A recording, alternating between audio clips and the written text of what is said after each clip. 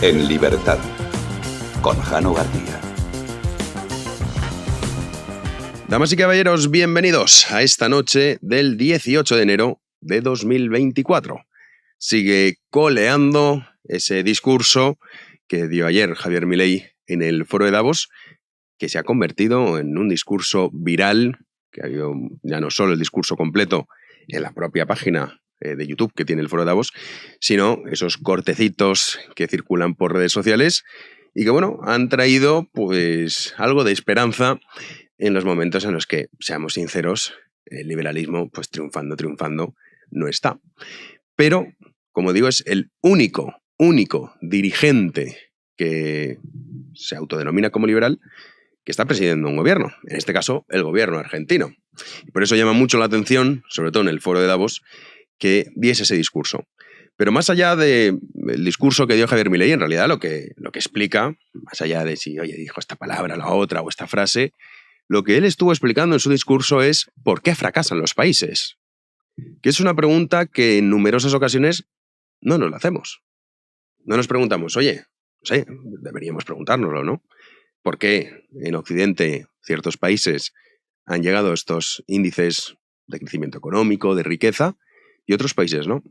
¿Por qué ahora, desde hace muchos años ya, lo que es el sudeste asiático, China, etcétera, etcétera, porque estos países han emergido y están creciendo tanto a nivel económico? Hay una razón.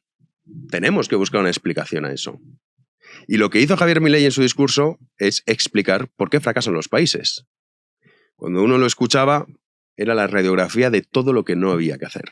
Y es lo que desgraciadamente se está haciendo en Occidente y está haciendo la inmensa mayoría de gobernantes occidentales.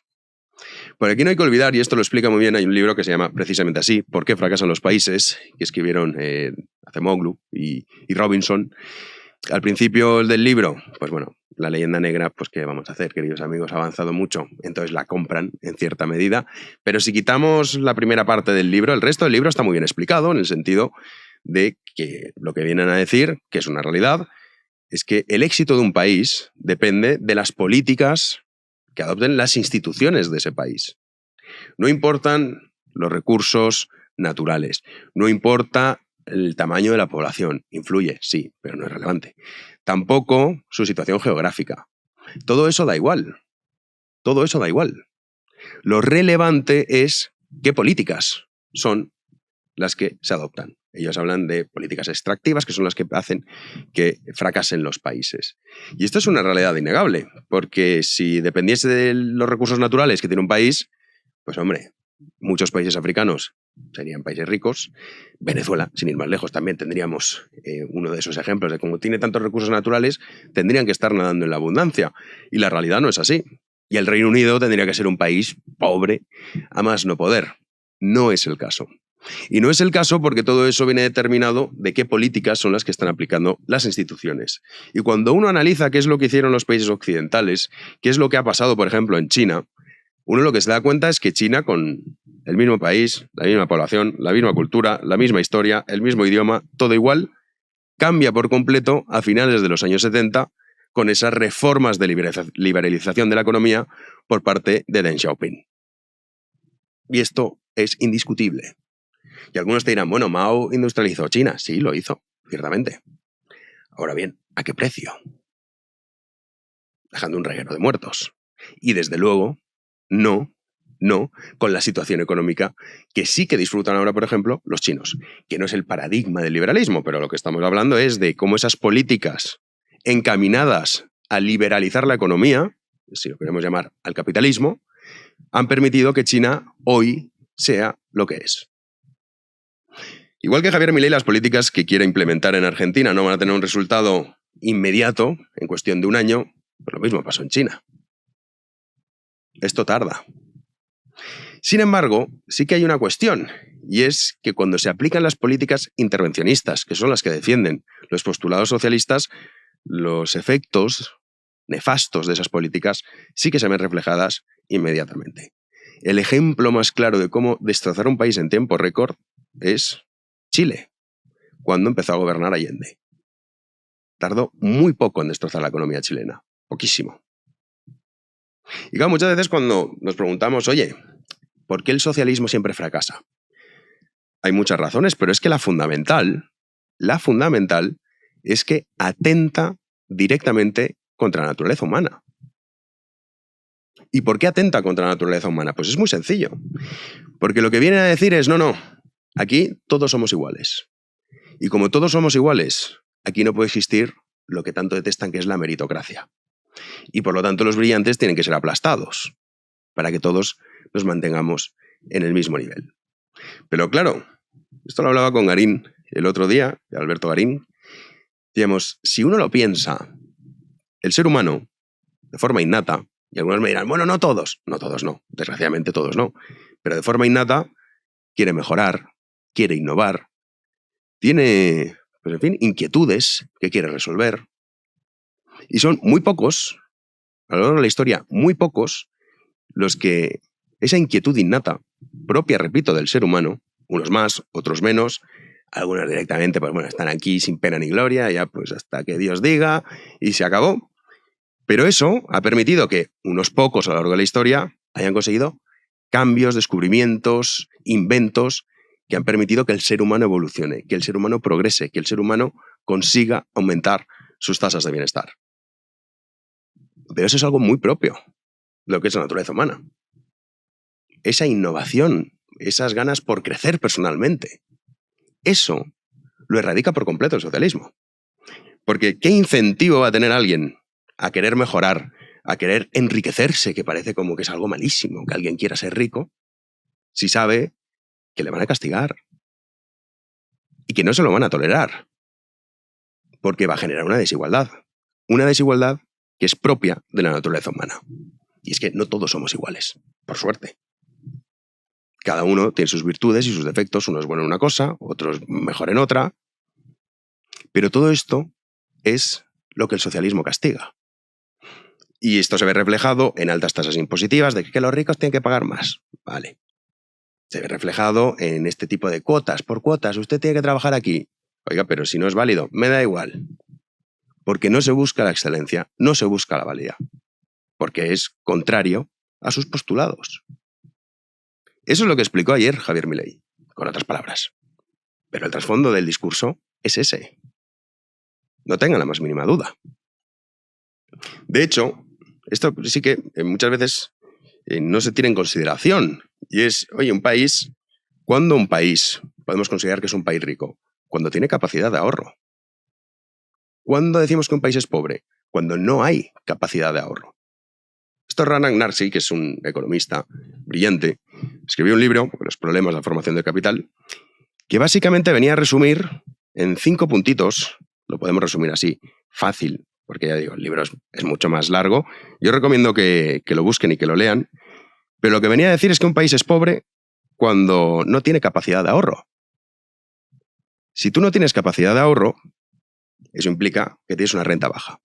Si tú tienes una renta baja, evidentemente no vas a atraer inversión. ¿Quién va a querer invertir en un país que es pobre? Y si no atraes inversión, no generas riqueza. No generas riqueza, te mantienes pobre. Es un círculo vicioso.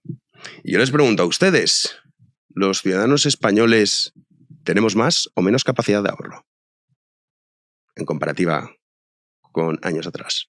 La respuesta es que cada vez tenemos menos capacidad de ahorro. Los ciudadanos viven al día.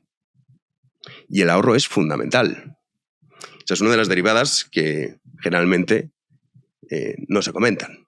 Está buscando el libro de Ranan Narsi, pero en español no lo encuentro. En inglés sí que lo pueden tener, pero bueno, a ver si no, lo buscaré para, si quieren leerlo. Es un libro de hace ya muchos años, del año 53, 57, creo recordar, pero que lo explica a la perfección. Y es una de esas variables, de esas derivadas, que desde luego marcan la diferencia. Y luego hay otra que es más, podemos decir, sentimentaloide. Y es, oye, ¿por qué fracasa el liberalismo? ¿Por qué los postulados liberales no triunfan? Si dato mata relato, que es falso, si eso fuese así, no estaríamos teniendo este debate. Lo que podemos ver es cómo realmente el liberalismo no triunfa debido a cuestiones también ligadas con la propia naturaleza humana. Es decir, el liberalismo le dice, oiga, yo le otorgo la responsabilidad de su vida. Usted es responsable a la hora de conseguir éxitos o fracasos. Eso sí, le doy la responsabilidad y también la libertad para ello. ¿Qué ocurre? Que cuando uno fracasa, claro, tiene que preguntarse a sí mismo, oye, he hecho todo lo posible, me he esforzado lo posible, podría haber hecho más. Es incómodo, es demasiado cruel, porque pone a cada uno en su sitio. Es muy cruel en ese sentido. Y muy impopular, evidentemente. Muy impopular. Mientras que el socialismo expía tus pecados. Pero no, usted se ha arruinado, usted no ha conseguido mantener los ahorros que necesitaba para su pensión, o los ha perdido por una mala inversión, pero no es culpa suya, no es porque usted se haya equivocado. Es por culpa de los bancos, por culpa de los ricos, por culpa de la casta, por culpa de lo que ustedes quieran. Siempre hay un chivo expiatorio. Para que así el ciudadano diga, claro, no es culpa mía, no soy un mediocre. Me han castigado a serlo. Cuando en realidad, si no fuese por culpa de los demás, culpas de terceros siempre, yo hubiese triunfado. Y esto está muy ligado con el mundo que vivimos en la actualidad, que la gente se cree que puede ser lo que quiera. Que nadie te lo impida, que no tengas límites. Pues querido amigo, la realidad es bien distinta. No todos pueden ser lo que quieran. Por mucho que yo mañana quisiese, yo qué sé, escribir un libro como el que les comentaba de Ragnar Narci, pues lamentablemente no lo voy a poder hacer. Él era un genio, yo no. O el libro Los enemigos del comercio, esa maravillosa trilogía de Antonio Escotado. No, Escotado, aparte de ser un genio, también se esforzó y se sacrificó muchísimos años de su vida, décadas, estudiando para poder escribirlos. Claro, esto hoy en día está mal visto. Todos somos iguales, todos tenemos derecho a... Y sueña con lo que deseas. Está muy bien soñar, pero la realidad es bien distinta. Y mientras que el liberalismo te dice, no, querido amigo, si usted tiene este nivel de renta, si usted vive donde vive, si usted es incapaz de mejorar, a lo mejor es porque no se esfuerza, no se sacrifica o no trabaja lo duro que se necesita. Claro, esto es un mensaje muy impopular. ¿Cómo? ¿Me estás diciendo que esto es lo que merezco? Sí. Que es lo justo. Alguno me dirá, oye, pero ¿y si uno tiene una deficiencia? Hombre, estamos hablando de gente que puede esforzarse y sacrificarse. Evidentemente, a ese tipo de personas hay que ayudarlas. Pues es una cuestión moral. Mientras que el socialismo te dice que no. Y por eso el liberalismo no consigue calar. Y es el gran milagro también de Javier Milei, que haya conseguido, algunos lo tachan de populista. Dicen, no, Javier Milei es un populista. No. Es todo lo contrario.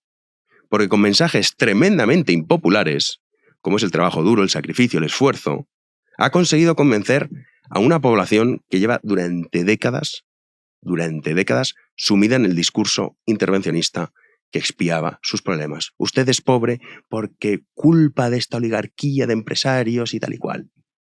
No se preocupe que va a venir el Estado a subirle el sueldo. Ese es el gran milagro. Y es, desde luego, para celebrar que en el foro de Davos se escuche este tipo de discursos, que habitualmente no se dan. Y que habitualmente no se habla ni de la capacidad de ahorro, ni oye, ¿por qué fracasan los países? Nada. Pasa a un segundo plano y estamos en la tontería del día. Pero con otras palabras, básicamente lo que vino a explicar fue eso. Y es una lección que esperemos que muchos ciudadanos la escuchen y se den cuenta. Si no quieren terminar como terminan todos los países socialistas, fracasando. ¡Comenzamos!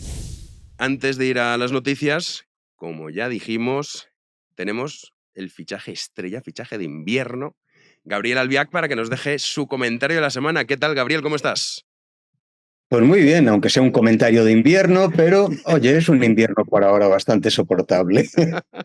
Bueno, y sabes que hay algunos que no, que dicen, oye, hace mucho frío. Yo también pienso que exageran. Sí, Pero... hace frío, yo soy friolero, pero en fin, podía ser peor. Podría ser mucho peor. Pues, ¿por dónde quieres empezar? ¿Cómo has vivido tú esta semana? Ha habido muchas cosas, la verdad.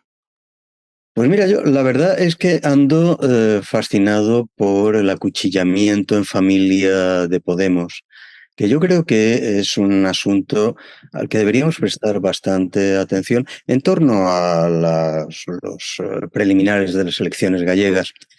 Desde el primer momento de la aparición de Podemos, yo siempre pensé que era erróneo considerarlos un partido político, ni siquiera un movimiento político en sentido propio, que estábamos ante una secta con todos los componentes característicos de una secta. En primer lugar, el surgimiento en periodos de desaliento, en periodos de desconcierto.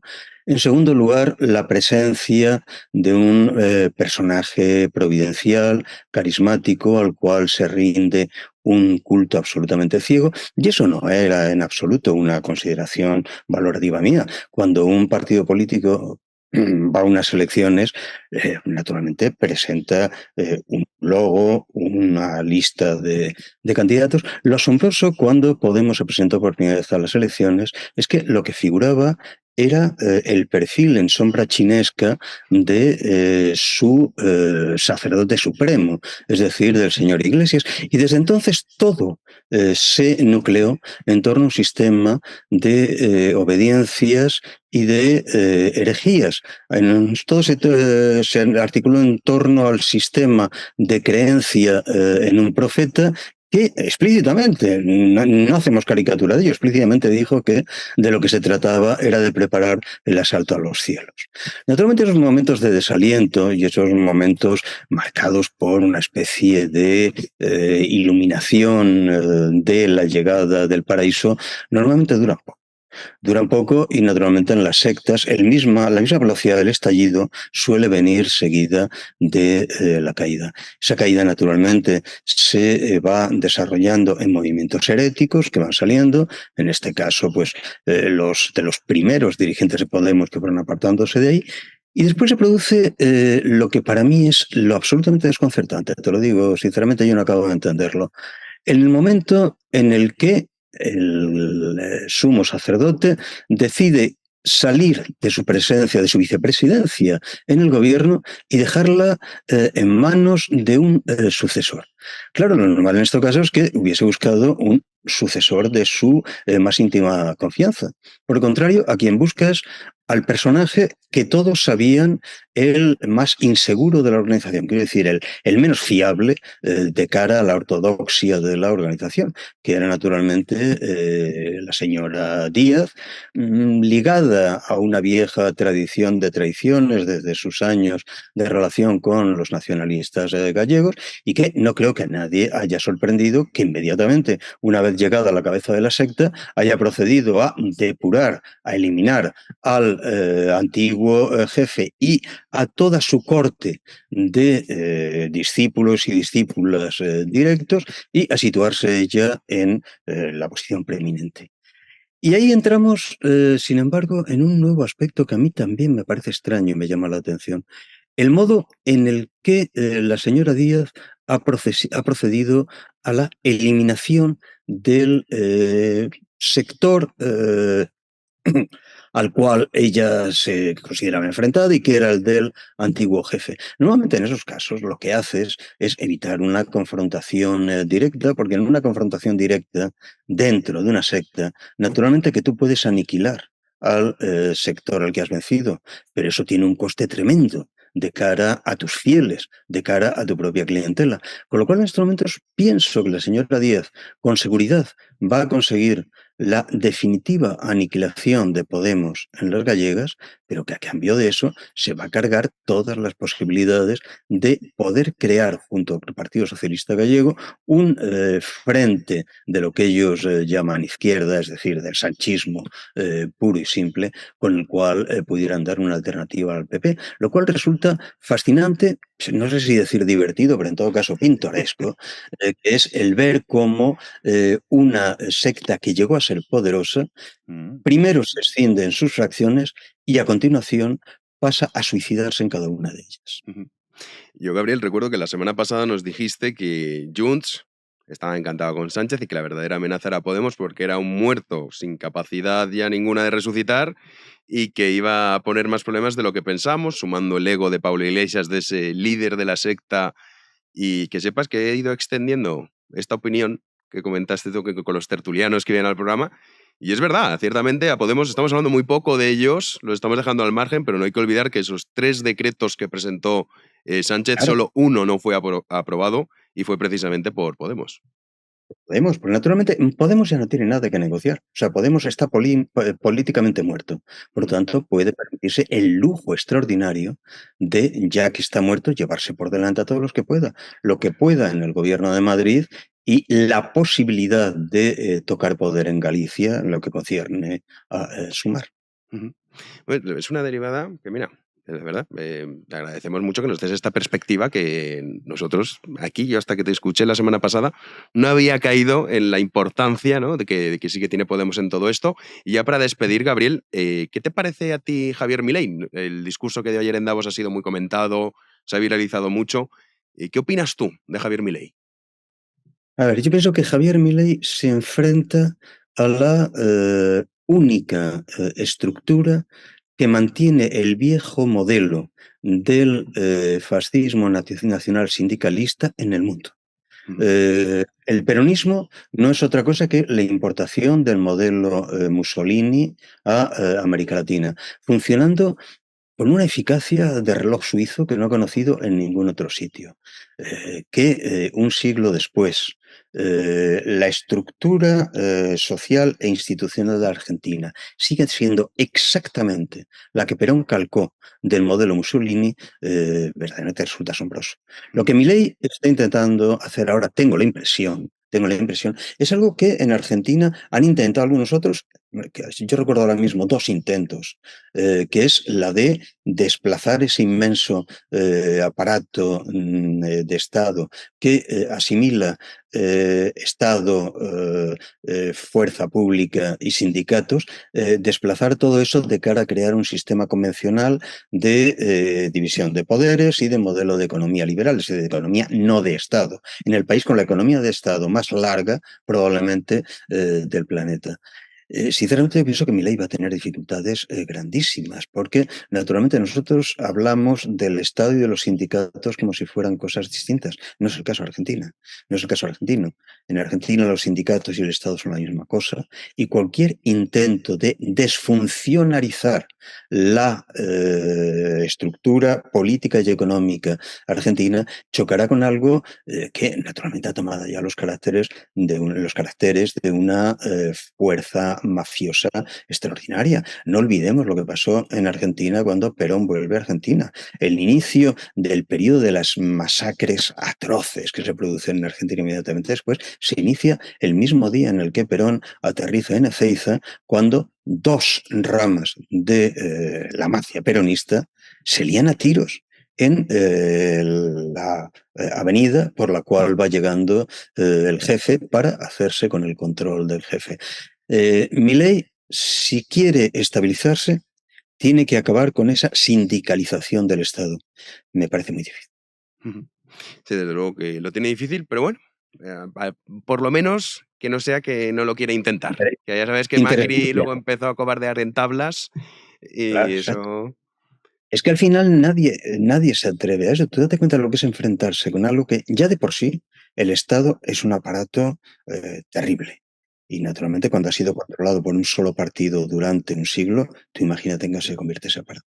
Pero cuando además del partido prácticamente único durante un siglo, añades a eso una estructura sindical que es idéntica con la estructura del Estado, cambiar eso es problemático. Y luego muchas bocas que se alimentan de esa estructura. ¿No? Claro, lógicamente, tú imagínate cómo se colocan todos los puestos funcionariales en Argentina, pues naturalmente a través de la estructura sindical peronista, nada más. Si eso, cuando uno lee al malvado Borges, lo ve muy bien. Recuerda, los peronistas, no son ni buenos ni malos, son incorregibles, sencillamente. Bueno, pues a ver si Milei consigue obrar el milagro. Mil gracias, Gabriel. Ya, bueno, nos Gracias a vemos el jueves que vosotros. viene. Hasta la semana que viene. Hasta ahora. Y nosotros, ahora sí, nos vamos a las noticias del día.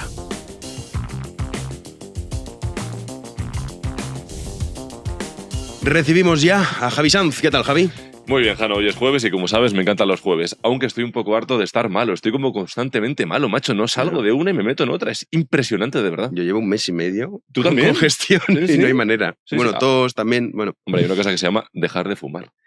Durante por lo menos cuando. Tú no fumas y mira cómo estás. O sea que... Bueno, de vez en cuando cae un pitillo. De hecho, ayer me fumé uno y obviamente pues me levantó mal. Solo por uno. Pero bueno, no vamos a hablar de tabaco. Lo que sí que les voy a decir es que no lo he podido decir antes. El libro de Ragnar Naxi, y ahora vamos con las noticias, Javi. Sí. Problemas de formación de capital. He encontrado uno en Amazon, pero pone edición en inglés. El tema es que la portada sí que está en español. Y eso sí es de segunda mano. Ves que este libro es un misterio encontrarlo, pero es buenísimo, que explica lo del tema que comentamos de la capacidad de ahorro. Y luego el otro que decíamos de Robinson y Acemoglu, ¿por qué fracasan los países? También lo pueden encontrar en Amazon, pero en librerías, si lo piden, porque es más reciente, también lo pueden encontrar. Que muchas veces me dicen, oye, el libro este que has dicho o el informe, no sé qué. Pues como lo iba a decir el editorial, lo tenía aquí en el móvil, pero cuando me he puesto a mirar no sé qué he tocado y lo he perdido. Entonces eso, en español, en Amazon, parece que hay uno de segunda mano. Y digo parece porque luego pone edición en inglés. No Típico sé. que luego no está, no aparece. No lo sé, porque sale ahí la portada y todo. En fin, o sea que esos son. Si no, hay otra opción. Internet y a ver qué encuentra cada uno. Pero bueno, Javi, vamos con las noticias. Vamos con la actualidad. Comenzamos con la actualidad nacional y es que el juez que investiga a Carles Puigdemont en la causa contra Tsunamic Democratic por terrorismo sostiene que el delito, lejos de descartarse, se ha consolidado. Es decir, según este juez, que está de sobra fundamentado el delito, ojo, de terrorismo. De esta manera, García Castellón, es el nombre del juez, afianza su tesis y confirma su decisión de elevar el asunto al Tribunal Supremo. Y aquí lo importante, desestima el recurso presentado por la propia Fiscalía que sostenía que no existían elementos de juicio suficientes para llevar este caso por terrorismo al Tribunal Supremo. Y ya que hablamos de terrorismo, atención a las últimas declaraciones de Arnaldo Otegi, el coordinador de EH Bildu, que dice que el Estado, es decir, que España, prefería que ETA siguiera asesinando. Vamos a escucharle. Lo voy a decir con absoluta crudeza. El Estado no quería que la violencia armada de ETA desapareciera de la ecuación política de este país. Ese era el objetivo. Y para eso, lo que trató de hacer es quitarnos de la circulación a los que estábamos tratando de que eso ocurriera.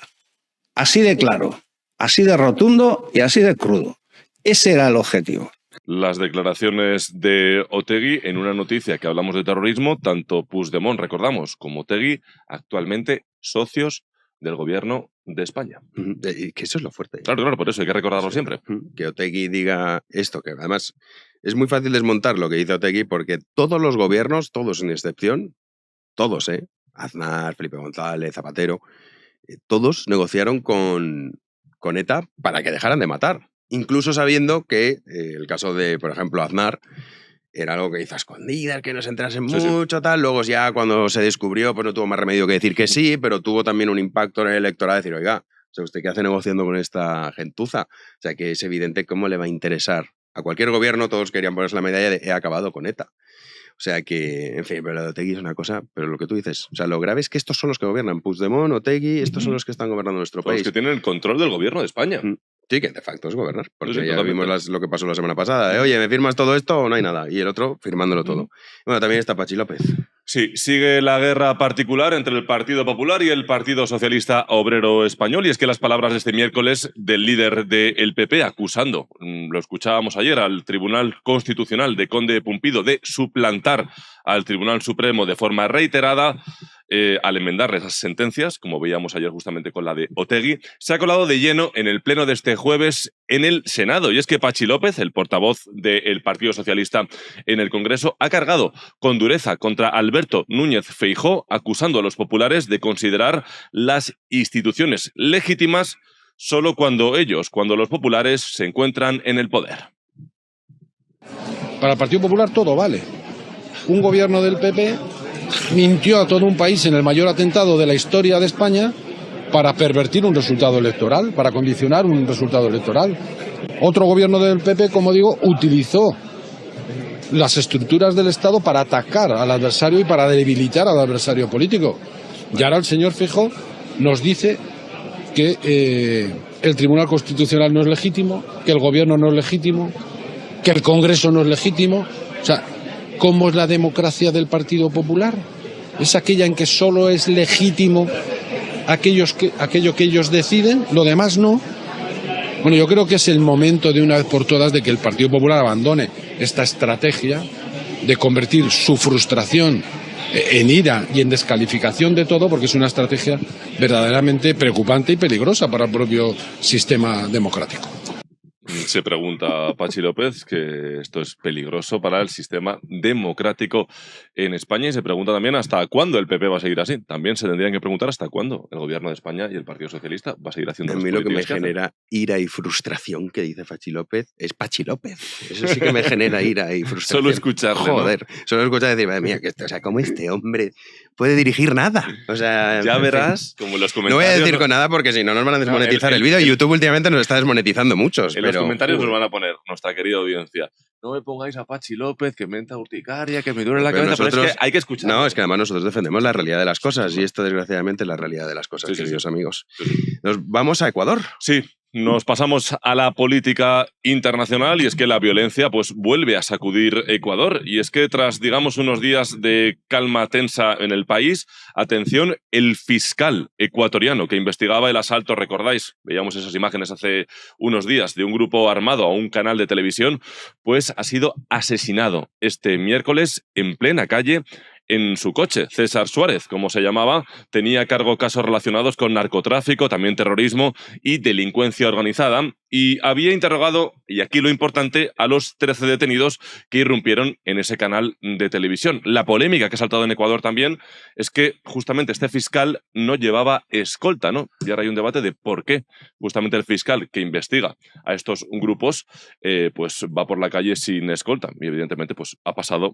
lo que ha pasado. Desde el gobierno de Noboa, recordamos, se declaró un conflicto armado interno contra el crimen organizado en Ecuador hace aproximadamente 8 días. Desde ese día, casi 2.000 personas, Jano, han sido detenidas, de las cuales 158 fueron arrestadas por presunto terrorismo.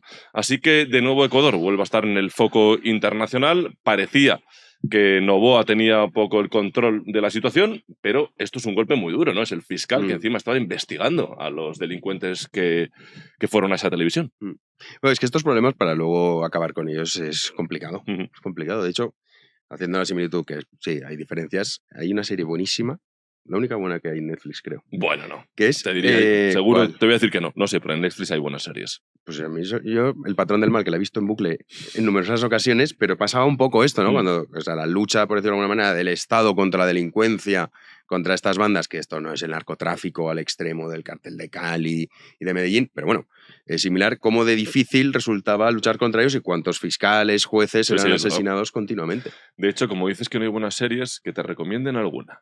Recomendadle alguna serie buena en Netflix. Yo te voy a recomendar Fargo. Es una serie espectacular. Fargo. Fargo, ¿Y de qué va espectacular, eso? en Netflix. Es una serie policíaca, Ah. pero merece la pena. El Son último 3 que he visto temporadas. en Netflix que ha estado bien, el de Bernie Madoff.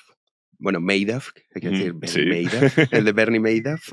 Está muy bien, eso, son Sí, 4 sí. capitulitos y te cuentan la mayor estafa piramidal de la historia de la Es humanidad. verdad, no la he visto, pero la tengo Pues pendiente. está súper La tengo chula. pendiente. Mola, mola. Sí, te lo recomiendo. Más En fin, noticias. Pakistán-Irán. Sí, ojo, porque la escalada de tensión en Medio Oriente pues parece que aumenta. Irán y Pakistán ahora, 2 potencias, obviamente, armamentísticas, vecinas. Hay que recordar que Pakistán es una potencia nuclear e Irán, a priori, no, pero está trabajando en desarrollar un arma nuclear. Bueno, pues se atacaron mutuamente objetivos a cada lado de sus fronteras, provocando preocupación internacional, ¿no? Hay que recordar que está la situación en Yemen, con Estados Unidos y Reino Unido atacando a los hutíes, la guerra entre Israel y Hamás en Palestina, y ahora esto. Pues fíjense, la tensión se desató este martes, cuando Irán atacó localidades vinculadas a un grupo militante en el occidente de Pakistán. Además, 2 niños han muerto por este ataque, según funcionarios pakistaníes. Irán, bueno, pues ha insistido en que su objetivo no eran ciudadanos pakistaníes, pero claro, el gobierno de Pakistán ha dicho, pero vamos a ver, ¿cómo usted puede atacar suelo pakistaní sin avisar al gobierno? Y efectivamente lo que pensaba la comunidad internacional que iba a pasar ha pasado este jueves, y es que Pakistán ha respondido también lanzando misiles contra escondites terroristas. Han puesto más o menos, Te han digamos, dicho lo mismo. la misma excusa. Así que es la situación. Veremos en qué queda este conflicto, porque como digo, la tensión ya en Oriente Próximo es extrema y esto, aunque parezca que no, aunque yo que os hable de Pakistán e Irán y no sé qué, afecta. Y a nosotros nos afecta. El mercado Hombre, si internacional... escala, sí, claro. Si Claro. escala, sí que es un problema No, serio. o sea, ¿cómo se llama el canal de Suez? Donde está ahora mismo interviniendo. Sí, pero eso es más el tema de Egipto, Yemen, eso es por Pero los por ahí hutíes. pasan muchísimos Sí, barcos sí. con Oye, transporte. Y sí, si de sí. repente pasa algo, el producto que compras en AliExpress, No te llega. ¿que ¿por qué te tarda un mes y medio? Por eso. O porque hay un conflicto. Sí, sí. ¿Es así? No, y porque suben los fletes y muchas otras razones, sí. Y Es por desde último, luego. una noticia, Jano, que bueno, ha generado bastante polémica, y es que Rafael Nadal, nuestro Rafael Nadal, pues ha llegado a un acuerdo, atención, con la Federación de Tenis de Arabia Saudí para ser embajador en este país de este deporte. Y lo ha hecho con unas declaraciones que sin duda han chirriado a más de uno. Y aquí la polémica. Abro comillas. Ha dicho Rafael Nadal lo siguiente: donde quiera que mires en Arabia Saudí, Jano, puedes ver crecimiento y progreso. Entonces, claro, los usuarios de las redes sociales, diferentes analistas han dicho, oye, me parece muy bien que tú vayas a trabajar a Arabia Saudí, pero en un país donde claramente faltan las libertades, pues por poner 3 ejemplos fáciles, mujeres homosexuales que son claramente ciudadanos de segunda, tercera, son cuarta, quinta, considerados ciudadanos. efectivamente, o donde la libertad de expresión, a la mínima que se ataca a la familia Al Saud, eres censurado o incluso encarcelado, pues que Nadal haga lo que quiera, pero sinceramente, ya es opinión propia, dar lecciones de un país donde claramente ha dicho crecimiento, pero crecimiento que económico. Puede haber crecimiento y progreso. Lo ha hecho en el sentido, sabemos perfectamente que Arabia Saudí tiene un plan, ¿no? Es que en el 2030 se quiere asemejar a Europa. Bueno, asemejar a Europa. Es el objetivo, ellos siempre lo han definido así como tal. O sea, se llama Agenda 2030, pero con un nombre árabe, literalmente se llama así. Pero asemejarse a Europa no en las costumbres europeas, digamos, occidentales propias que no, tenemos pero bueno, nosotros. tener, digamos, un desarrollo. Luego, sí, están pagando mucho dinero, como pagó Claro. Qatar, para limpiar su imagen Claro. y que vengan y tal. Sí que me dicen, oye, pues cada país... Ya lo hicieron con Cristiano, ha pasado también con un John montón. Ram, que le han pagado 500 millones, creo, y ahora ha pasado con Rafa Nadal. Así que es la polémica. Esto es como cuando Xavi estaba en Qatar, ¿era, no? Cuando en estaba Qatar, Xavi. Y que decía exactamente lo mismo. Decía, aquí se está fenomenal. Sí. De hecho, hicimos un post. Ya ves, si no eres catarí, sí. Pero esto pasa mucho, ¿eh? Muchos expatriados que viven en Arabia Saudí, o viven en Qatar, o viven en China, o viven en otros países, que dicen, no, yo aquí estoy muy bien, sí, como ciudadano, digamos, extranjero. Otra cosa es la vida del chino medio o del saudí medio, esto es diferente. El saudita es otra cuestión. Efectivamente. Y para acabar, saludo a dónde nos vamos. Porque, bueno, Jano y yo normalmente, y Héctor, pues chequeamos un poco lo que nos pongáis en comentarios, porque la verdad que nos interesa, ¿no? Para mejorar y demás. O para empeorar. Pues, o para empeorar, no, Jano, no todas. Para mejorar. Bueno, pues es que todos los días leo a Arturo Salas 2885, que nos saluda, Arturo, un saludo de verdad, desde Kazajistán. Me parece fascinante. Entonces, nada, Arturo, estamos orgullosísimos que nos escuches desde Kazajistán. Sí, que nos digáis desde qué ciudad. Bueno, que nos den más detalles. Si consigues pronunciar las ciudades de Kazajistán. Bueno, tampoco me sé muchas. Y luego, pero que nos diga desde qué ciudad y nada. Y luego otro recordatorio, Jano, estamos, lo digo todos los días, muy cerquita de los 100.000 suscriptores. Muy poquito. Hay un fin de semana por delante, viernes, sábado y domingo. Vamos a hacer un reto. ¿Cuál? Si llegamos el lunes. ¿Con 100.000 ya? Y hay 100.000, hacemos un sorteo extraordinario. Bueno, extraordinario. Dentro de nuestras capacidades económicas. Bueno, es extraordinario en el sentido que no hemos hecho ninguno. Entonces... Es verdad, bueno, nuestro primer sorteo. No va a ser un Rolls Royce, pero sí. Es bonito, es verdad. Si el lunes llegamos a 100.000, me parece. Hacemos un sorteo. Así que ya sabéis, recordad, suscribiros, campanita, comentario y enviarlos a los amigos, tal, que se suscriban, que estamos, sí, quedan muy pocos, 1.000 y pico. Sí, así que nada. Pues nada. Ese es el reto. Les dejamos un reto a nuestros... Damos de plazo hasta el lunes 9 de la noche. ¿Hay programa el sábado? ¿Garín? Sí, ¿no? Garín. Bueno, Economía en Llamas, que se estrena. Bueno, no. Llegamos. Yo creo que sí. Se estrena Manuel Llamas este sábado a las 10 con Economía en Llamas. Luego a las 4 Alberto Garín con Pedazos de Historia. Es verdad. Y el domingo tenemos el Nuevo Occidente. ¿Sí? ¿No, Héctor? ¿Hay Nuevo Occidente este domingo? Sí. Es que no sé, como Ramón Vega se nos ha ido a Singapur, no dice si lo graba. En Asia, ¿no? Pero eso es extraordinario. Pero también va a estar. Y tenemos también Refugio, Héctor. No, la próxima semana. No, siguiente. Así que nada. Pero vamos, que sí. Así que... Reto, 100.000 y sorteo el lunes. Perfecto. Pues vamos a la tertulia. Vamos a la tertulia. Arrancamos ya la tertulia y damos la bienvenida, en primer lugar, a Pedro Insua. ¿Qué tal? ¿Cómo estás? Muy bien, muchas gracias. Encantado de estar aquí, como siempre. ¿Por Londres bien? Bien, bien. Todo muy bien. Sí. Miguel Rovira, ¿qué tal? Muy bien, Jano, ¿tú qué tal? Muy bien. Es verdad que contento, emocionado como Javier Martínez Fresneda por lo de Milei ayer, que has venido emocionadísimo. No lo supero, Jano. Buenas noches. Lo superas para bien. No, totalmente. Esto es como, bueno, algún acontecimiento personal o futbolístico que sigues en bucle mucho tiempo. Estoy con Javier Gerardo a tope. Y ahora hablábamos ayer con Llamas y Nacho con Giovanni, que vinieron al programa, que no crees que hemos depositado todas nuestras esperanzas en un solo hombre. Es correcto, pero es que no hay otro. Ya, eso es verdad. Es que no hay otro. Pero es curioso cómo ha evolucionado el tablero. Bueno, me meto en... Sí, ya, vamos, sí, dale. Es curioso cómo ha evolucionado el tablero ideológico mundial, que el discurso del establishment es el de Pedro Sánchez y el discurso revolucionario es el de Javier Milei, ¿no? Es decir, es alucinante cómo un discurso en un foro económico, que debería ser cuna del liberalismo, ¿no? Es revolucionario lo de Milei, y sin embargo Sánchez es la voz del establishment. Pues así estamos, amigos. Sí, de hecho, El País ponía Javier Milei, lo intentaba ligar así como que si el foro de Davos fuese la defensa absoluta del capitalismo. O sea, una cosa que ahora luego sí que lo comentamos. ¿Qué te pareció a ti, Pedro? Bueno, el foro de Davos pues es una fábrica de ideología, no de realpolitik, por decirlo así. Entonces, bueno, ellos están en la utopía, en el discurso de los ricos tienen que pagar más impuestos, todo este tipo de cosas que, bueno, que es toda apariencia, vamos, es un foro en el que las vedettes, digamos, el vedetismo, pues es algo constante, ¿no? Entonces opera pues todo tipo de buenos sentimientos y buenas palabras que desde el punto de vista de la realpolitik pues no tiene ni media hostia, vamos, de recorrido. Miguel. Bueno, he visto muy poco del discurso. Me ha parecido bien. Sí que es verdad que lo que he visto ha sido muy económico. Yo creo que la guerra, entiendo que él ha hablado de feminismo y otras cosas, ¿no? Pero yo creo que la guerra está en otro tablero. En el foro de Davos, por ejemplo, hay mucho empresario. O sea, no creo que a este respecto sea algo un poco novedoso hablar de libertad económica. O mejor sí bueno, que lo quizá, es. O sea, sí, Teniendo para ciertas en cuenta que personas no... y sí, sabiendo el tipo de fábrica de ideología que se exporta, pero no de cara al público. Sí como novedoso en el foro.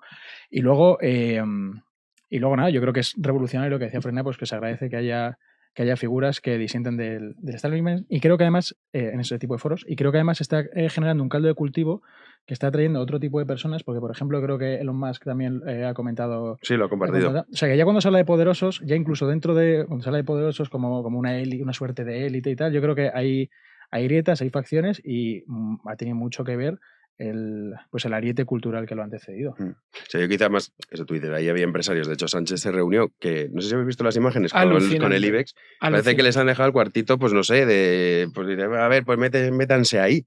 O sea, una imagen grotesca. Pero la culpa y con Bill Gates también hay una foto ayer de Pedro Sánchez. Y con Bill Gates también, sí. Pero ha sido muy sonado el tema de eso, que los veías y dices, pero ¿cómo puede estar el IBEX 35 y el presidente del gobierno español metidos en una habitación que parecía, pues yo qué sé, donde dejan la fregona? Sí, ahora sí, pues vamos a buscar. Lo del abrigo de Joma, ¿no? Que parecía entrenador del Getafe, ¿no? Que iba con él.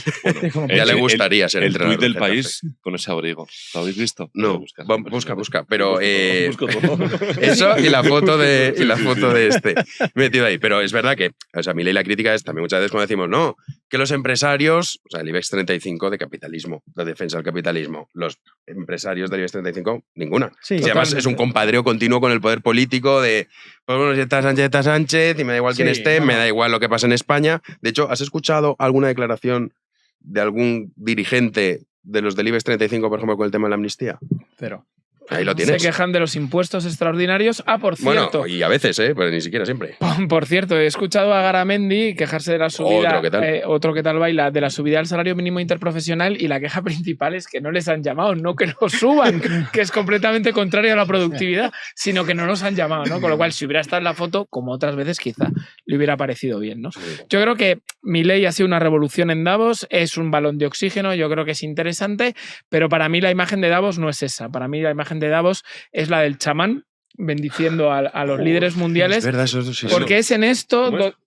Sí, vamos a buscarlo también. Porque es en esto donde está la élite mundial, ¿no? O sea, verdaderamente quienes están un poco fuera de la actualidad, a quienes denunciamos este tipo de cosas, nos acusan de exaltados, de exagerados, de poco más o menos que frikis, pero esto está sucediendo. O sea, ha ido un chamán a bendecir a las élites mundiales. No, pero precisamente el momento es incómodo. El momento es incómodo. Pero ¿cómo no va a ser incómodo, Javier? De uno en uno. Pero tiene mucho que ver con esto que hablábamos del foro de Davos como productor de ideología. Eso es. O sea, es una forma de redefinir. O sea, es. porque podrían haber ido, por ejemplo, a un sacerdote a bendecir el acto, pero por poner un ejemplo, ¿no? Sí, no, o sea, claro, sí. Hablando de ritos. Hombre, mejor que un chamán, desde luego, claro. Es decir, creo que un sacerdote representa mejor a Occidente que un chamán. Pero están en esto de redefinir, en el indigenismo, en el ecologismo, y por eso, cuando hablaba de economía Milei, es lo que quería decir al principio, que está bien y tal, pero yo creo que la redefinición, por decirlo de alguna manera, que se está haciendo es otra, y es cultural y tiene que ver pues con esto, con el indigenismo, con la reinterpretación de la historia,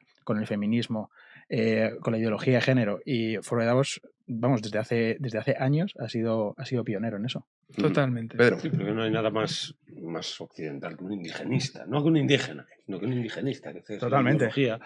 La ideología que vende, es la ideología que vende, y pues tiene que tener alguna funcionalidad. Esto es lo tanto misterioso, ¿no? Es decir, esa distancia tan grande entre la deformación ideológica, para hablar en términos marxistas, la deformación, la desfiguración de la realidad ideológica y la propia realidad. Es decir, de la parte de Milei exactamente lo mismo. Milei no puede dar un paso desde el punto de vista de su propia ideología. Es decir, tratar a los impuestos como un robo, no puede tomar una medida en la que entienda o aplique medidas como para entender que los impuestos son un robo. Eso nunca lo va a poder hacer. Jamás, porque es una pancarta lo que saca. No saca unas medidas reales. Es imposible. Él saca una pancarta de bajada de impuestos, pero eso está por ver si es mejor, si es peor. Es una cosa bastante técnica y eso no lo prueba ni siquiera. Es pura ideología también, Milei. Lo que pasa es que de corte contrario, entonces, como está en el lado contestatario, pues es más simpático, ¿no? Simpatiza más con el resto porque dice, bueno, por lo menos hay un lado contestatario, un lado de choque, ¿no? De ideologías y que no se pone en contra de la ideología dominante. Pero es tan irreal la ideología de Milei como las demás, ¿eh? Exactamente igual. En tu opinión. ya discutimos sobre eso. O sea, ha eliminado los impuestos. No puede. Pero... Pues entonces no son un robo. Entonces la consideración de un robo es completamente irreal.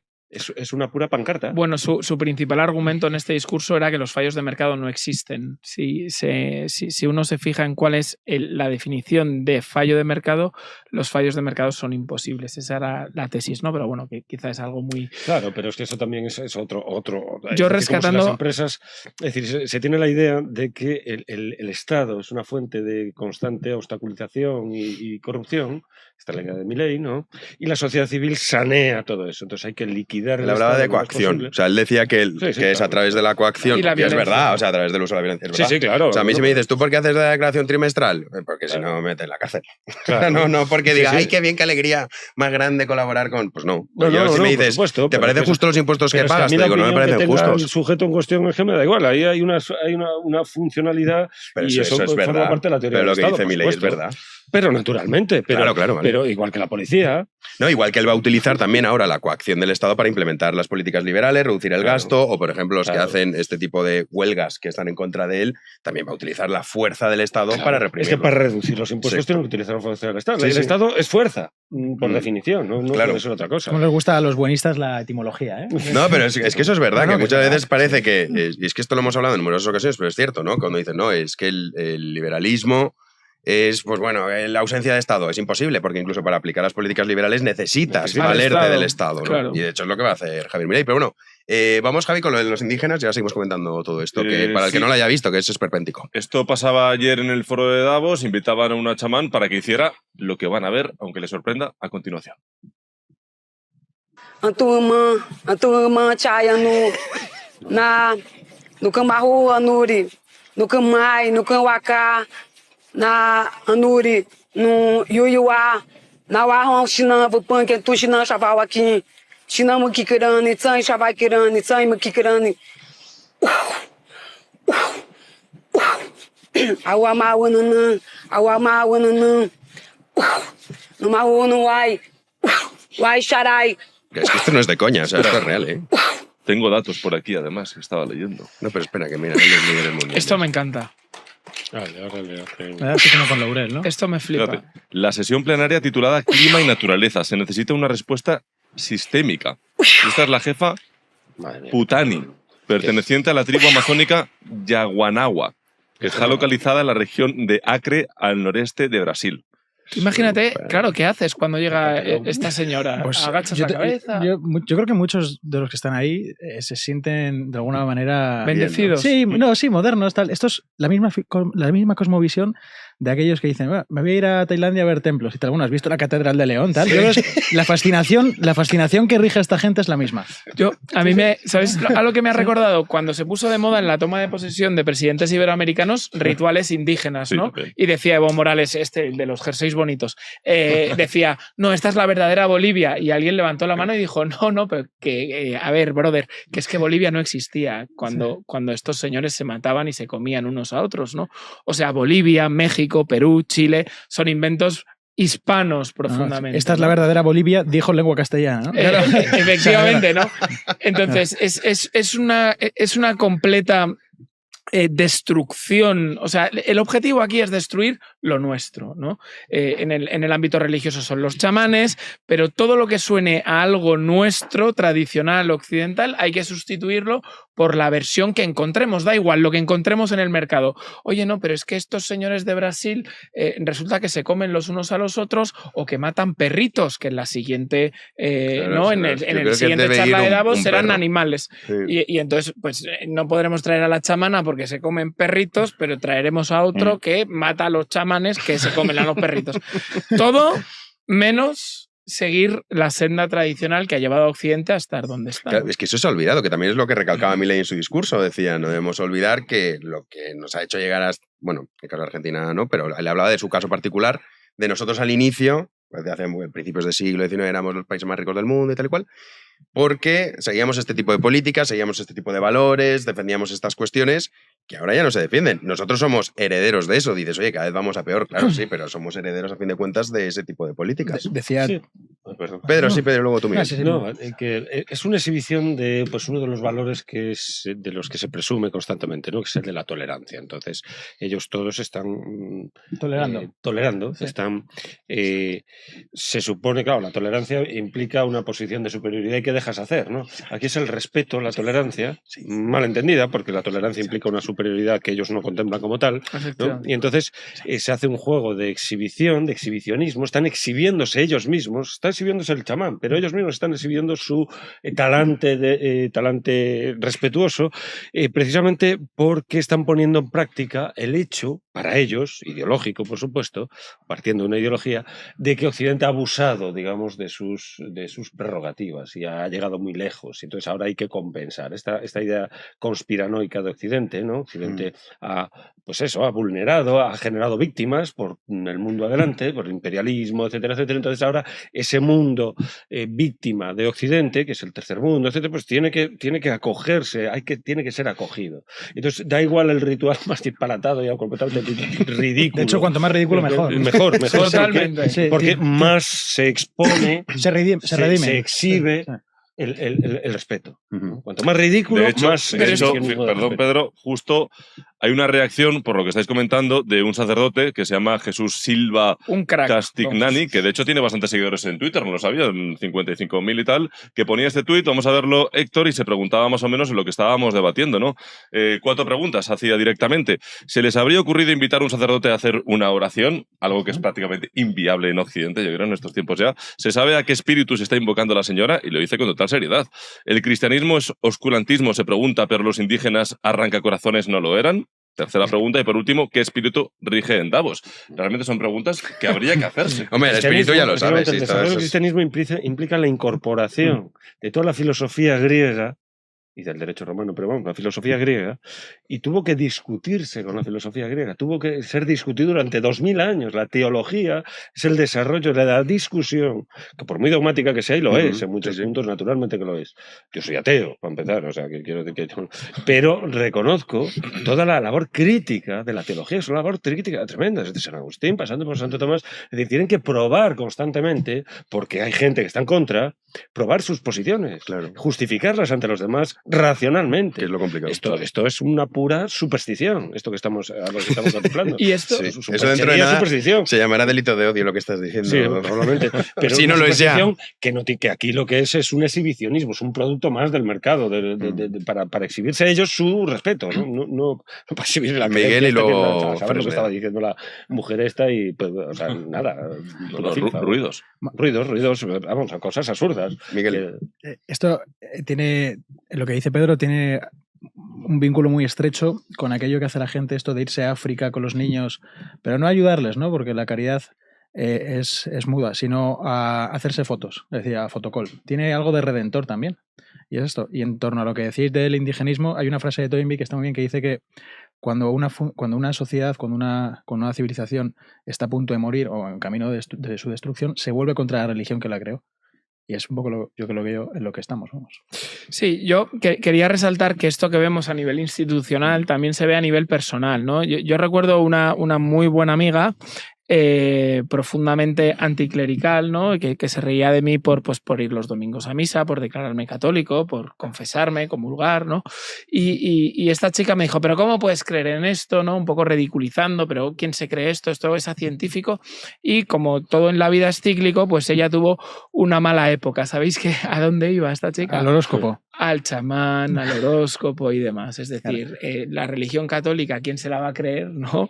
Pero el doctor Donsé era algo que ayudaba a la gente, ¿no? Al final la gente busca explicaciones. No, pero esto, te quiero decir, está a la orden del día, ¿no? Sí, mucho más de lo que tú crees, ¿eh? Y decir con todo el cariño, como yo le dije a esta buena amiga mía, oye, pues esto que estás diciendo es una completa y disparatada tontería, pues está mal visto, ¿no? Es como casi una falta de respeto. Pues en los tiempos que nos han tocado vivir, en el sentido de que ahora mismo el discurso, eso, ¿no? Que decías, ¿cómo va a ir un sacerdote? O sea, te parece como algo disparatadísimo. Y dices, hombre, si venimos aquí, se supone a bendecir al personal, pero ya puestos, si en Occidente, si quieres hacer eso, que me parece ya una idea estúpida, pero si quieres hacerlo, pues te lo subes que lo haga un sacerdote, no va a traer el chamán este de aquí, pero luego esto que dices tú, Fresneda, también es la ausencia, que al final el ser humano, su naturaleza es la que es, en el sentido de que hay muchas veces que dices, vale, la religión ya no es lo que tienes, entonces las estás llenando con las religiones de Estado. Total. Entonces salen este tipo de cuestiones, ¿no? Que el que dice, no, yo mi vida la entrego a salvar el planeta. Y yo la entrego a los delfines. Y yo la entrego a no sé qué. Y al final, pues claro. Estamos más cerca de que vaya Josu Turner a bailar una urrescu ahí al foro de Davos antes de que vaya un sacerdote a bendecirlo. Sí, sin duda. Estamos mucho más cerca de eso. Es que está más cerca la urrescu de esa señora que comentaba... ¿Qué quieres insinuar? No, esto me ha parecido interesante, Pedro. Comentaba Jano... Es esto. Vamos, yo he visto ceremonias en el centro de Bilbao con cara completamente... con los ojos en blanco y tal, dando vueltas allí con una música absurda y bueno, la urrescu, el baile este... ¿Entonces te gusta el baile o no? Que nos quede claro. Hombre, yo defiendo las tradiciones españolas y el aurrescu desde luego es la que más. Bueno, yo a mí en cuanto suena la gaita y tal... Y eso que eres gallego, ¿eh? Eso que eres gallego. Eso que eres gallego. Yo soy muy poco, en ese sentido, muy poco... Tribal. Folclórico. Vamos a ver si lo decimos de la habitación. La foto de la reunión de Pedro Sánchez con los empresarios del IBEX 35 y esta es la foto en cuestión. Sí, es una sala un poco oscura, digamos. Que es lamentable. O sea, que vamos a ver que ahí están los máximos dirigentes de las empresas más importantes de España, el presidente del gobierno, que sea Sánchez, y mira, los han metido ahí. ¿Se sabe ya si han sido liberados los rehenes? Sí, una timba ilegal de póker también se puede pegar, ¿eh? Que están ahí en esa habitación y luego lo del abrigo también que... Y luego, Héctor, vamos a ver el tuit. ¿Ibas a comentar algo? Sí, parece como sorpresa, ¿no? Que están esperando a darle la sorpresa a su sobrino de Alcalá que hace que no ven 20 años. O las nominaciones en Gran Hermano, ahora que nos ocurren cosas. Es terrible. Pues ese es el nivel de España, para que vean. Bueno, pues Pedro Sánchez aparecía ayer en Davos con ese abrigo, que es un abrigo deportivo, pues digno de, no sé, cualquier partido de segunda división del fútbol español, que es de Homa, una marca española, Lo raro es el tuit que ha puesto El País, o cómo lo ha titulado. Dice, para una cita entre poderosos en Davos esperaría ver muchos abrigos de marcas lujosas.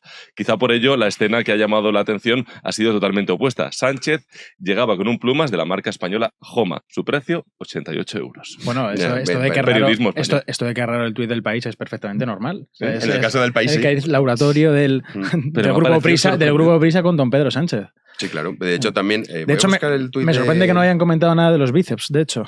O sea, dicho lo cual, yo no tengo muy claro que unos señores tan trabajadores como los señores de Homa estén muy contentos con este tuit, ¿no? Es decir, asociar a Homa a una marca de solera española con la cutrez, ¿no? Y con algo como de bajo perfil. Y que Homa es una pedazo de empresa, ¿eh? Homa es una pedazo de empresa que compite de tú a tú con los gigantes mundiales del deporte, ¿no? Con lo cual, bueno, pues un saludo a los señores de Homa. Cuando yo era pequeño, las zapatillas de Alfonso blancas, de Homa. De Alfonso, ¿eh? Alfonso cuando jugaba en el Betis. Sí, señor. Y eran las que me encantaban. De pequeño estuve detrás de ellas y nunca las conseguí. ¿No? Conseguí a cambio las rojas de Morientes.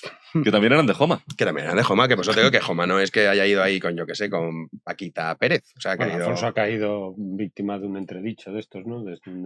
No, ha caído víctima de la cultura de la cancelación, por decir la verdad. El tuit que os decía del País sobre Javier Milei fue recibido con entusiasmo en el corazón del capitalismo. En el corazón del capitalismo, el foro de Davos. Pero las caras empezaron a cambiar en la sala en cuanto Milei empezó a hablar. Y dice, pero vamos a ver, o sea, como que el foro de Davos, si algo representa, es el anticapitalismo. Efectivamente. No el capitalismo. O sea, todo lo que se defiende en el foro de Davos es contrario a lo que defienden los postulados capitalistas. Y ahora sí nos están intentando vender que no, que estaba ahí con los suyos. Pero fíjate, yo creo que es que es decir, a partir, y eso Pedro seguro que lo sabe explicar mucho mejor, a partir del año 89, claro, la batalla entre, simplificando, izquierdas y derechas se complica, porque el fracaso de la izquierda ha sido tan estrepitoso que ellos necesitan entrar por otros lugares, ¿no? Lo menciona también Milei en su discurso. Empiezan a enfrentar a hombres y a mujeres, el hombre con la naturaleza y demás. A través de esos subterfugios han conseguido colonizar instituciones, ¿no? Que la Unión Europea, bueno, que podría ser otra absoluta cuna de un sistema liberal, capitalista y demás, sea ahora la institución supranacional eminentemente socialdemócrata que es alucinante. Que la cumbre de Davos lo sea, 3/4 de lo mismo. Que todo el mundo multilateral y supranacional haya aceptado este credo se explica porque ellos a partir del año 89 se les acababa el negocio, como decía Trump en su programa, you are fired, ¿no? O sea, se acabó y dijeron, ¿y ahora cómo seguimos viviendo de esto, ¿no? Entonces empezaron a encontrar vías sinuosas y han ganado, o sea, hay que decirlo, ¿no? Han ganado y han colonizado todos los estamentos del poder. Absolutamente. Una pregunta antes de cambiar de tercio. Sencilla, fácil, ¿vale? Muy fácil. ¿Por qué fracasan los países? ¿Por qué fracasan los países? Claro, no te lo has preguntado nunca. Oye, no te preguntas, venga, yo sé que te haces esta pregunta, o a lo mejor no te la haces en tu día a día, pero dices, oye, ¿por qué España y no Marruecos, que está aquí al lado? O sea, ¿por qué nosotros tenemos este índice de desarrollo? ¿Por qué nosotros tenemos este bienestar que no tiene, que tardas una hora en avión en llegar a un mundo que dices, ¿qué está pasando? O sea, ¿o por qué Occidente y no otras partes del mundo? Tiene que haber una razón. Bueno, a ver, te diría que por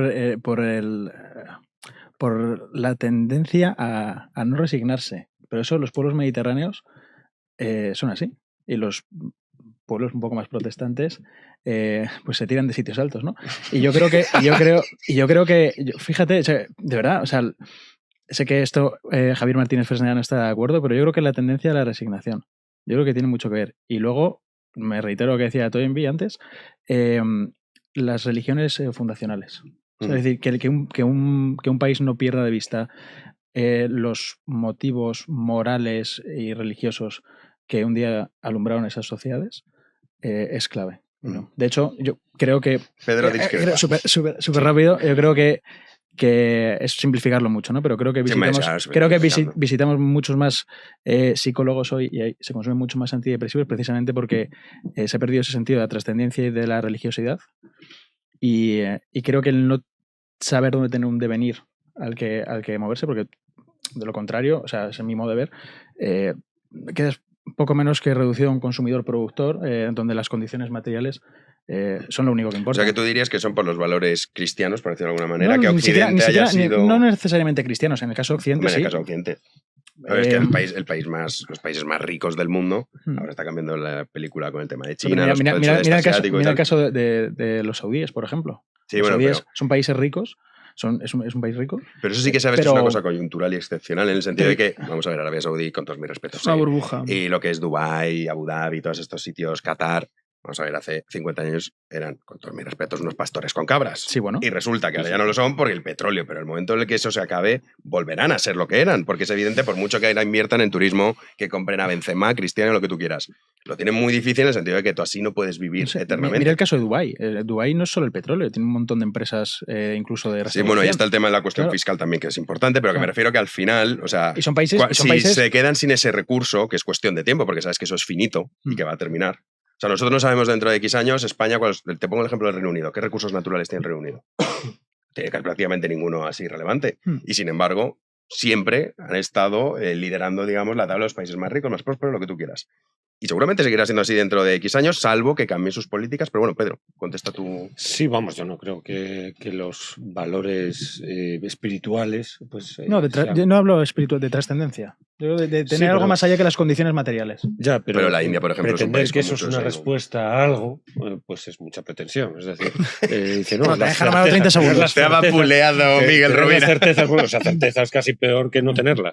Entonces, claro, aquí yo creo que tiene más que ver que con la teología o con las certezas certezas de orden espiritual, tiene que ver más bien con la tecnología, con las tecnologías. Pero ¿por qué las tecnologías se desarrollan aquí? Bueno, pues hay razones históricas. Es decir, la única solución a esa cuestión, y bueno, Adam Smith escribió el pedazo tocho así para dar respuesta a eso, ¿no? Se llama De la riqueza de las naciones. Y en parte Montesquieu escribió otro tocho así que se llama Del espíritu de las leyes también, porque es un poco lo mismo, ¿no? Entonces, bueno, es una respuesta a eso, pues claro, es encontrar las claves del desarrollo de cada una de las naciones, de su contraste, de su homologación unas con otras. China, por ejemplo, pues fíjate, China ahora mismo pues es un motor tremendo, ¿no? La fábrica del mundo prácticamente, es decir, las ciudades chinas han pasado a vivir 800 millones de personas en escasamente 20 años, del año 1990 al año 2010, 900 millones de personas han pasado de vivir del campo a la ciudad.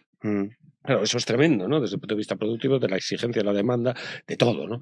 Entonces, ¿y qué tiene China espiritualmente? ¿Qué particularidad puede tener? Bueno, eso son cuestiones... O aquella famosa tesis de Max Weber, ¿no? Del espíritu del capitalismo como vinculado a la religión protestante como motor, digamos, del desarrollo capitalista, ¿no? O lujo y capitalismo de Sombart. Es decir, hay muchas respuestas demasiadas respuestas, o muchísimas respuestas, muchas teorías acerca de ese asunto. Yo, mi particular punto de vista es, bueno, particular, que no es nada particular, es después de lecturas de este estilo. Es que no hay ninguna idea original. Cuando la gente dice, es que esto no es original, es que todavía no he escrito los clásicos griegos. Claro, no, la tecnología, es decir, aquí ¿qué es lo que ha hecho? Pero el acceso o el conocimiento de la tecnología, porque el conocimiento de la tecnología... Bueno, las novedades tecnológicas. Sí, pero en Bangladesh hay acceso a la tecnología. Sí, bueno, pero tiene que ver con su origen, en principio. Quiero decir, ¿dónde se origina la revolución industrial? Que hace que el mundo cambie absolutamente, totalmente. La época fáustica que se llamó y tal y cual, pues en Gran Bretaña. En Gran Bretaña, pues con el invento del sacar, digamos, es decir, por ejemplo, el ferrocarril ha hecho que la tierra se convierta en un medio de transporte más fácil, más seguro que el mar, que hasta ese momento era el mar. Entonces, claro, eso facilita un montón de las... Es decir, que tiene que ver con esto. Yo no creo que tenga nada que ver con... ¿Tú lo dirías por las cuestiones tecnológicas o antes tecnológicas? ¿Y tú, Fresneda? Yo, para empezar, te agradezco que me preguntes el último porque me ha dado tiempo a pensar, porque no es una pregunta... Ya os he dicho que era una pregunta fácil. No es una pregunta fácil. Yo diría tres cosas. En primer lugar, recojo totalmente la idea que ha dicho Miguel, ¿no? Yo creo que las sociedades necesitan un mínimo de pensar en algo más que ellos mismos, ¿no? Yo me inclino a pensar que también en una idea de trascendencia, pero tener una armadura de valores es fundamental. Las sociedades sin valores, sin nada por lo que luchar, generalmente mueren, ¿no? En segundo lugar, yo creo que es necesario para que los países vayan bien un cierto orden, una cierta paz, una cierta justicia, llamadlo como queráis, ¿no? Que las personas puedan salir a la calle, puedan abrir sus negocios, puedan tener una cierta normalidad. Y por último, un proyecto de sociedad, es decir, vamos hacia adelante. En Roma, los romanos querían romanizar el mundo, los griegos querían conocer el pensamiento de todo el mundo, los españoles querían llevar la fe a todo el mundo, los ingleses querían los holandeses llegar los ingleses, ¿qué querían los holandeses? Los holandeses nunca han sido primera potencia, pero la primera bolsa del mundo fue la de Amsterdam. Sí, la bolsa sí, pero bueno, los ingleses que querían, digamos que llegar a los recursos de todo el mundo. Pero hay un proyecto, ¿no? Hay un proyecto de vida. Yo y termino con esto, cuando viví en Estados Unidos un año me di cuenta de que ellos, una de las claves de su éxito es que cuando se implican a fondo, ¿no? Yo recuerdo, por ejemplo, en la facultad decían, no, yo soy católico, pero no se quedaban en ir a misa, colaboraban en no sé qué comedor y el episcopaliano hacía no sé qué voluntariado. Ellos se aplican y se implican a muerte en lo que hacen, ¿no? Eso, que no lo tiene Europa, es lo que nos ha llevado hasta aquí. Pero yo, objetando un poco lo que acaba de decir Fresneda con... Te he dejado algunas cosas a ver si tiradas. No, bueno, el caso de los valores espirituales potentes, digamos, de una sociedad cohesionada en torno a una... es el Islam. Ahí tienes un caso, un contraejemplo de lo que acabas de decir. Pero las otras dos ¿no? fallan, Pedro. No, pero una sociedad muy cohesionada, es más, incluso desbordando a nivel nacional. El Islam, cosa que en Occidente no ocurre. El Islam es capaz de apelar a la UMA, a una idea de unidad mucho más cohesionada, porque tiene un idioma generalizado. Común, aquí la Biblia está traducida a las lenguas nacionales a partir del Concilio Vaticano II en el caso del catolicismo, pero el cristianismo está completamente dividido en ese aspecto. Pero Pedro, en el mundo árabe no hay paz. Los chiíes y los suníes se matan. Pero sí que el que dice que es fatimí también está muerto. O sea, hay por ejemplo Marruecos, es el ejemplo de Marruecos. Sin embargo, estabilidad tienes. No, preguntar en el norte, Jano. En el norte, en toda la zona del Rif, llevan dando cera 30 años. Pero me refiero que eso no impide, que yo te estoy hablando de lo que es el grueso del país, no impide que puedan tener sus aperturas de comercios y tú vas ahí y dices, macho, pero la